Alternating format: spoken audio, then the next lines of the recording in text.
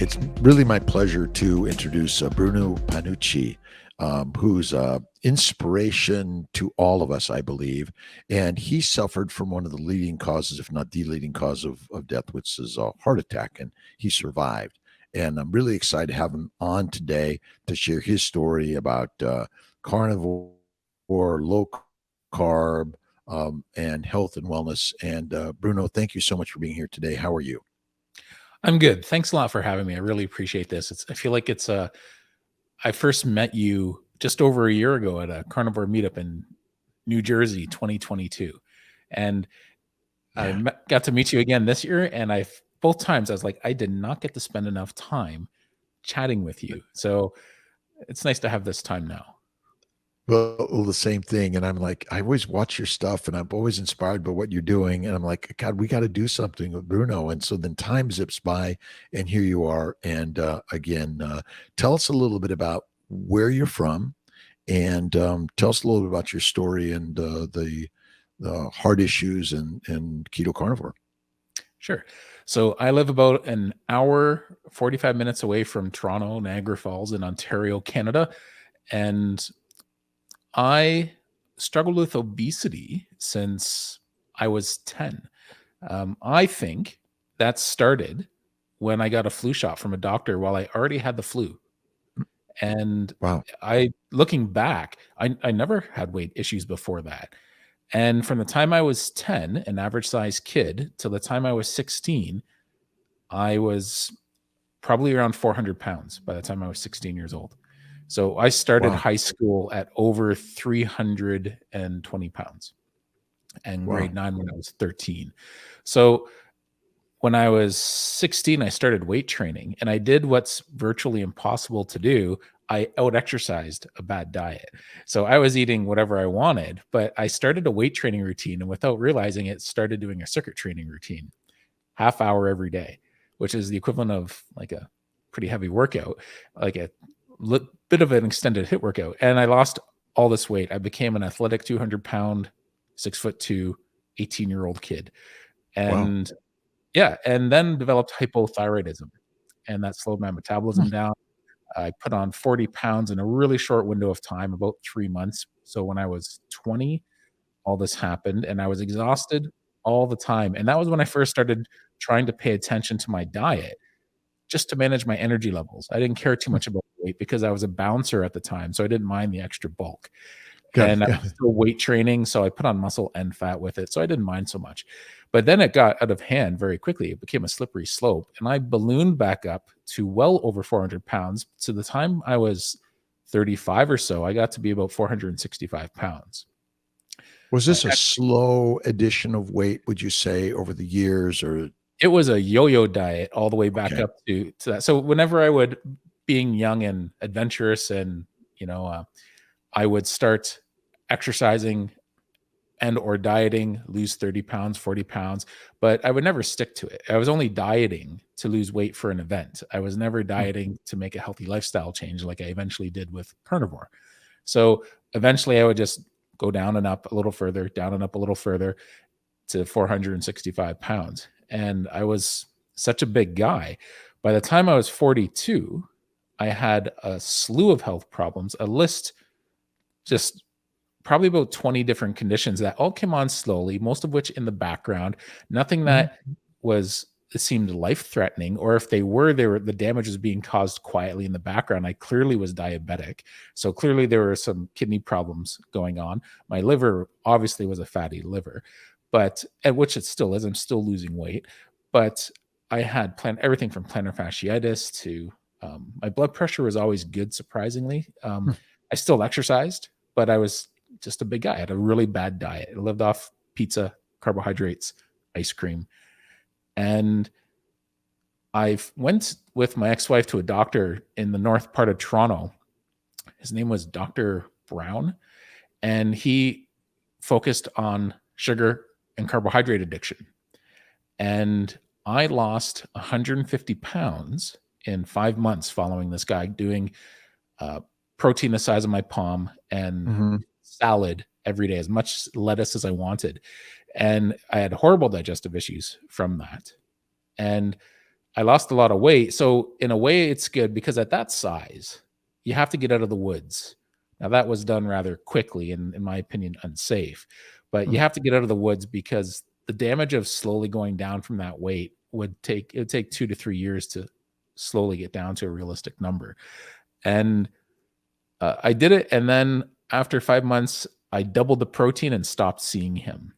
And I still lost another 20 pounds. I went down to 285 pounds and slowly yo-yoed back up. On my way back up to around 400 and plus pounds, I had a heart attack. Hmm. And I was under a lot of stress in life.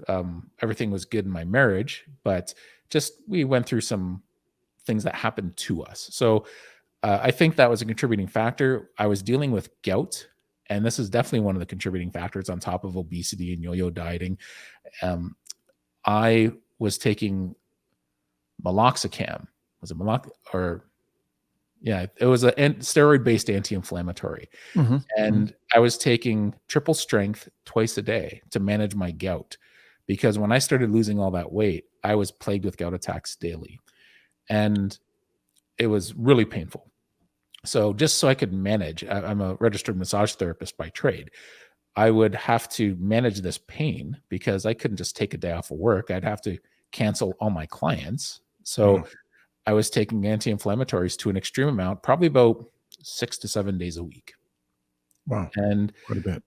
And so the side effect of taking steroid-based anti-inflammatories chronically is blood clots. So I went in for work one night and had a heart attack while I was at work. And which was an interesting experience because of that scientific medical side of me. I was paying attention to everything that was happening. I was a little intrigued by it because my worst symptom, and I didn't realize this, my worst symptom was only a 3, maybe a 4 out of 10, and it was the nausea. So when you're diabetic, what a lot of people out there might not realize, or pre-diabetic, it buffers the symptoms of a heart attack. So it didn't feel intense. And what I didn't realize was there was 100% blockage in my right coronary artery. So 50% of my heart was not getting any blood. And this is how bad sugar and carbohydrate addiction had me. So even after I had tried going back on this way of eating of zero carb or extremely low carb eating, I had a rough time sticking with it. I did that perfect for a year. And then when I went back to sugar and carbs, within 2 to 3 months, I went right off the wagon. It was a slippery slope for me. I thought I was trying to moderate it and I just couldn't. And I went right back to a really bad diet. That's how I yo-yoed back up. And surviving the heart attack is this something that began the change, or is this still leading up to it? Still leading up to the change. That's what I was going to say. The carbohydrate addiction is so extreme for people that usually that's a wake-up call for people. And I think if I would have had something as extreme as open heart surgery, I might have had that wake-up call. But nowadays, it's different than, say, 30 years ago. 30 years ago, someone may not have even lived through that. But nowadays, they just put stents in my heart. They went up my wrist into my heart and then put stents in there. So I had gout attacks that affected me more traumatically than my open heart surgery. So it's almost like someone saying, hey, did you see that? And you're like, what? Oh, a bullet just whizzed by your head. And you're like, oh, did it? Oh, wow. Like I didn't really feel bad through the event. I wasn't panicked or scared. I wasn't uncomfortable, really. And when I found out about the news, I'm just a laid back enough guy. I was like, wow, that could have taken me out. Now, my father had heart disease, and he wasn't more than 20 pounds overweight when he had his first heart attack. So it's just how when it's in the family, it's a bad combination with a family history, as well as the medication I was on that was making me prone to having blood clots, as well as a genetic predisposition that Absolutely. sometimes we don't even see or know. Yeah, absolutely. So it was a couple years after that, about 2.5 years, that I came across Carnivore. And I thought, I'm kind of concerned about starting this again because I got really bad hemorrhoids when I was doing this other way of eating. And I thought, this Carnivore, there's not even any vegetables. So I'm not looking forward to this. Right. And a friend of mine was already doing carnivore for a few months. And he goes, no, just make sure you get enough fat. And I had no problems with that at all. So the problem I had to deal with at that point was kidney stones. So my gout came back to haunt me, not in my foot, but through my kidneys. And I was getting uric acid based kidney stones. And that was when I really started to research it that much more. And I learned in college that gout is a form of arthritis, but in reality, it's typically a kidney problem. Your body can't flush out the uric acid. And when I started carnivore, I was losing weight. I had no gout attacks, but my body wasn't flushing out the uric acid properly because the purines take priority over the uric acid when the body, or the ketones take priority over the uric acid with the kidneys. And so the ketones get flushed out and the uric acid just keeps building up in the bloodstream. So, or just getting backed up in the kidney. So you look like you got something you want to add there. No. I'm because I've suffered from all these things. Right. Yeah. So hemorrhoids, kidney stones. I haven't had gout, but I've had arthritis. So I'm feeling it with you. Yeah.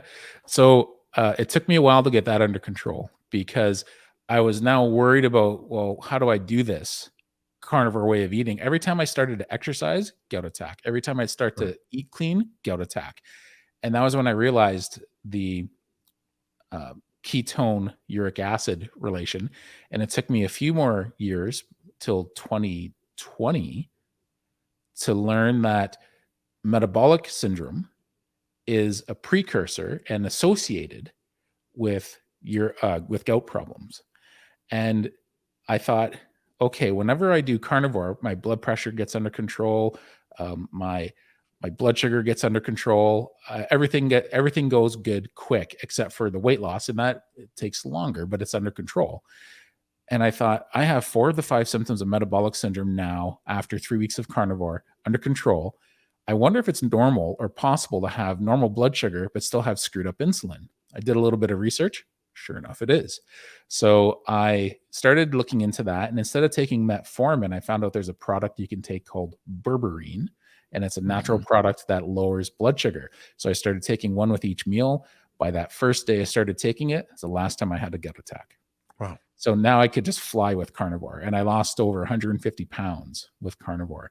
So, well, I lost about 30 or 40 pounds because I lost a lot of that weight doing the zero carb and went almost all the way back up to 460. I probably got up to about 420 or so, and then maybe 430, and then lost the rest of that weight back down to 150 pound total doing carnivore. And I plateaued for a while. And I'm just kind of working through this plateau now. I'm at about 315 pounds. So I have about another. Go. You have another. Oh, I have about another 70 or 80 pounds to go. I'm going by my waistline, not pounds. So that's the goal. How do you feel? I feel great. The thing that blew me away when I first did this zero carb eating with this doctor back in the winter of 2013-14 was I used to walk down the stairs at 38 in the morning with a hand on the railing and a hand on the wall, one step at a time for the first few steps. I just assumed it was a big guy thing.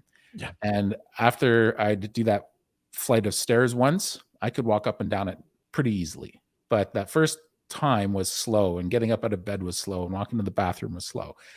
Now, the interesting thing about this was after one day of zero carb, my ankle felt worse at the end of the day. And then the second day, even worse. The third day, the burning in my ankles at the end of the day, when I was lying back on the couch watching a movie with my ex, was so bad. I was like, why? Why does this hurt so much? Day 4, I woke up and it's like the humidity broke after a storm. And that stiffness and burning fled my body while I was sleeping. And I got up out of bed and just went, walked to the bathroom, and then walked halfway down the stairs and stopped and thought, I just went down the stairs without holding on to the railing or wall. I just was really fast. And I was blown away that it was an inflammation issue, not a big guy issue. I had only lost about 7 or 8 pounds in the first 4 or 5 days. And that was just kind of water weight, right? So right off the bat, I noticed there's something to this zero carb way of eating. And all these other health conditions I had just fell in line very quickly afterwards. And so that's the beauty of starting a carnivore diet. If you do it nice and strict within the first week, if you're dealing with any arthritis or stiffness in your joints, and you just associate that with age, you find out it really doesn't have that much to do with age. It probably has to do with accumulated inflammation in our bodies.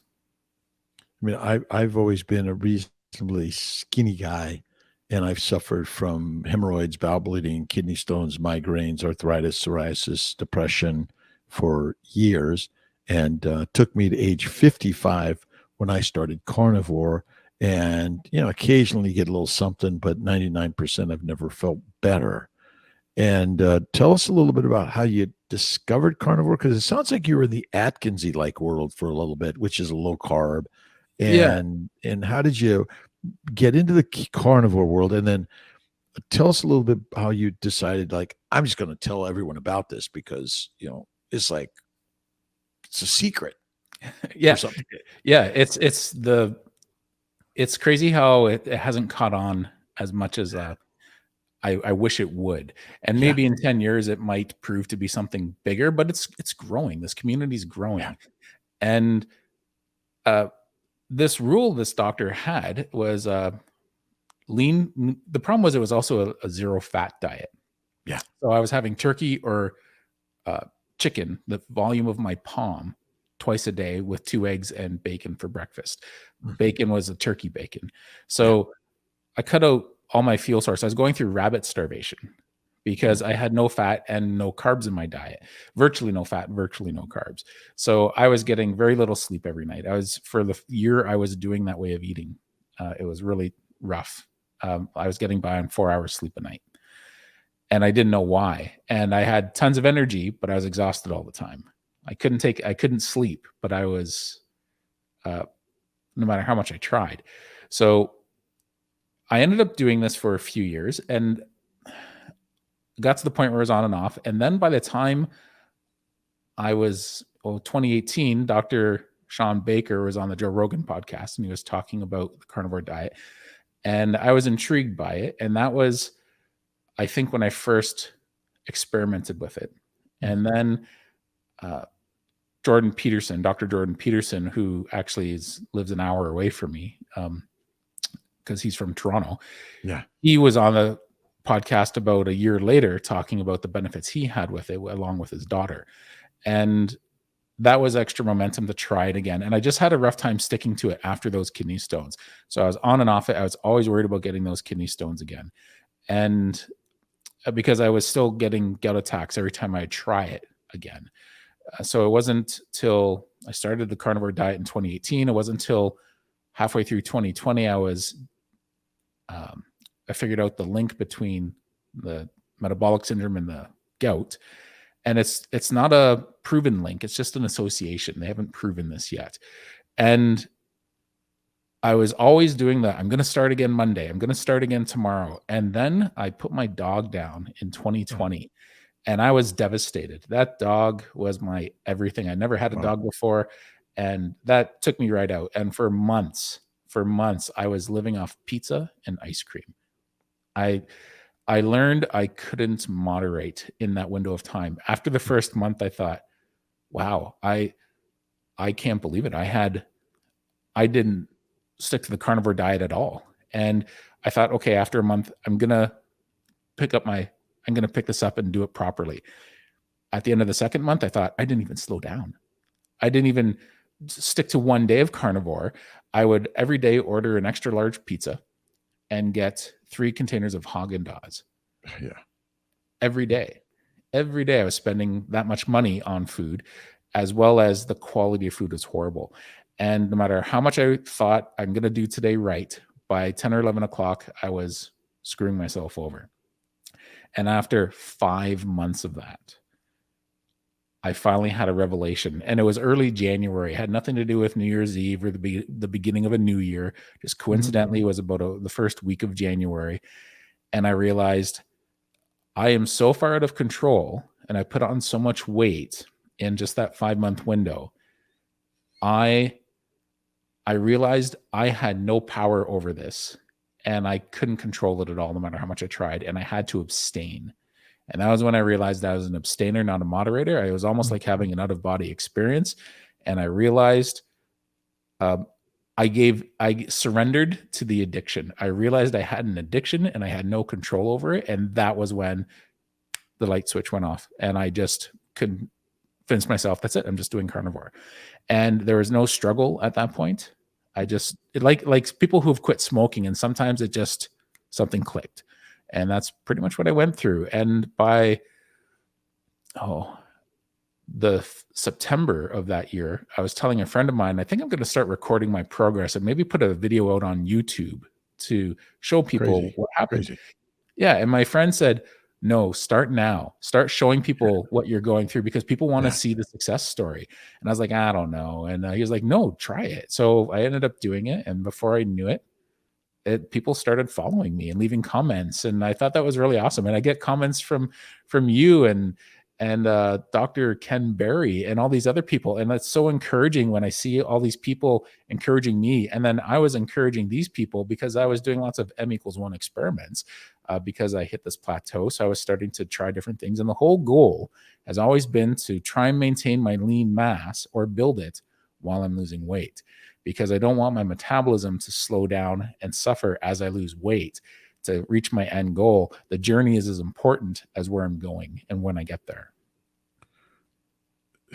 Everyone's suffering at something in some way at some part of their lives. And it seems that weight seems to be that thing that people are suffering the most. There's a lot of depression, a lot of other things mixed into all of that. And maybe you could comment on all finding this, unique thing of I really honor you for, just mentioning addiction and all the things that you're living through, because I think we have to be honest with ourselves on what our problems really are, and we're not alone. And so what is it what are we all trying to get to, and why can't we see it earlier? I think that's the problem. We don't see it. I knew I was a big guy. I knew I was eating unhealthy, but when you're in that frame and you're in that mindset, you don't realize how far gone you might be. I didn't see myself no different than I didn't see myself as a 465-pound guy in photos until I saw the photo. Then in the mirror, I didn't see it. It's like I noticed I had a muscular frame and shape because I had wide shoulders. I was weight training and powerlifting, but in your mind, you're minimizing the fat on your body. So you don't really see it. I knew I was a big guy, but it's body dysmorphia. And on the other side of that, when I lost all my weight and I ever got down to my lowest at just over 200 pounds, I didn't see the weight loss. It wasn't until I saw a photo of myself at the end of it that I looked and was blown away that, holy, I can't believe how much weight I've lost. Wow. I never saw it in the mirror every single day going up or down to an extreme. So I think that's the problem, is people don't admit it to themselves, or they minimize it in their mind, or think, I'll start tomorrow. Just like every addicted person says, I'll do it. I'll start tomorrow, or I'll start on Monday. I'll clean up my routine and I'll start then. And they're in denial about how far gone their addiction is, or that they even maybe have an addiction. You're a massage therapist. Is that your... Yeah, by trade. Yeah. 23 years. And zero carb health and fitness is sort of, it sounds like you're focused today on sharing and helping people. And I'm just wondering, how we all come up. I'm a doc, and so health and wellness was the thing as a doctor I was seeming to focus on. I imagine you too as a massage therapist, so much of it helping people be healthy. But I'm, what is it? I had depression and anxiety. Don't know where that came from. And maybe a little bit of feeling, not as good as other people. And how much of that you think just keeps us back and not pushing through the things? And then how much of the food toxins that actually cause all of that? And I'm wondering if you noticed some clarity and less anxiety or any of these things in your carnivore quest. I was definitely an emotional eater. So I never had issues with alcohol, drugs. I never had any issues with that. Even coffee, it was never a thing for me. But if I got stressed over anything, I would, maybe it was just stress of a really long day or just any underlying stress, I would go to food. And I think everyone has an outlet, whether they realize it or not. And sometimes they're healthy outlets, and it's the gym. Used to be the gym for me. And slowly it went to a bad diet. And over time, uh, I learned to control that. The beautiful thing about carnivore was it balanced out most of my unhealthy relationships I had with food, everything from sugar and carbohydrate addiction to eating to the point where I was overly stuffed every meal. Every meal wasn't a meal. Every meal was my last meal. You can't live that way very long. If you're just eating till you can't eat anything more and you're lying there afterwards going, oh, for 2 or 3 hours and you're useless to the world and you don't want to do your dishes. You don't want to participate in your own life because you're in a comatose state from eating too much. And all that balances out when you do carnivore. With carnivore, you eat till you can't eat anymore, but you're not full. You're satiated. And it's an amazing feeling. I was 47 years old before I learned the difference. Or not 47. I was about 44 years old before I learned the difference between being full and being satiated. To me, they were always the same thing.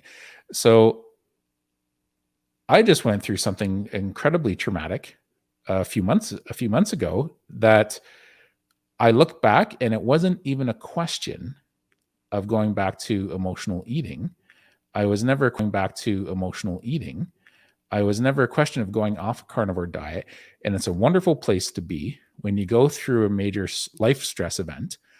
And traditionally, you would have turned to a bad habit. Mm-hmm. Some people, like I say, it could have been alcohol or drugs. And, I would say it's been 2.5 years now that I've been strict carnivore, not a lick, taste, or bite of anything off a carnivore diet because it's too slippery of a slope for me. It's just not an option. And I'm an abstainer. And it was nice to know that when I went through such a horrible life-stressing event, wasn't even an issue. I didn't even consider going off carnivore. And it's such a wonderful place to be, to not have that control. People look at a carnivore diet as so restrictive and controlling, but the rest of my life has opened up. My diet's more restricted, but I'm very content with my diet. I'm content and happy with the food I'm eating, but I'm living a much better quality of life, not just because of the weight loss, but I'm not thinking about my next meal all day. I'm saving a lot of money, not eating out at restaurants all the time. Or ordering food, just anything like that. So carnivore gives you the mental, emotional strength to stay the course more so than anything else. Because the brain is always like, oh, but you can get this and you'll feel better. But now you actually seem to feel better even in the challenges of life. Absolutely. Yeah. I always likened it when I did acupuncture and people would want to come in for fibromyalgia or chronic fatigue. With acupuncture, I'd say, look, get your diet and your exercise under control, because most of them weren't doing anything with both typically. Mm-hmm. And I'd say, after you've done that for about a month, see a nutritional consultant, see a personal trainer. If you're not comfortable with any of those two areas, get professional help, then come and see me for acupuncture. And they would say, well, I'm not going to do that. I want to try this. I want to try acupuncture. And I'd say, look, right now, your waters are choppy. You're a lake and the waters, there's too much wind and the waters are all over the place. And it's too choppy. If I gave you an acupuncture session, you'd feel good for a day, maybe half a day, maybe 2 days. And then you'd go right back to where you were because your lifestyle is out of balance. Now, nowadays, I'd even recommend them looking into carnivore in that situation, but because I'm not legally allowed to give nutritional advice as a massage therapist. But I could always say what works for other people, right?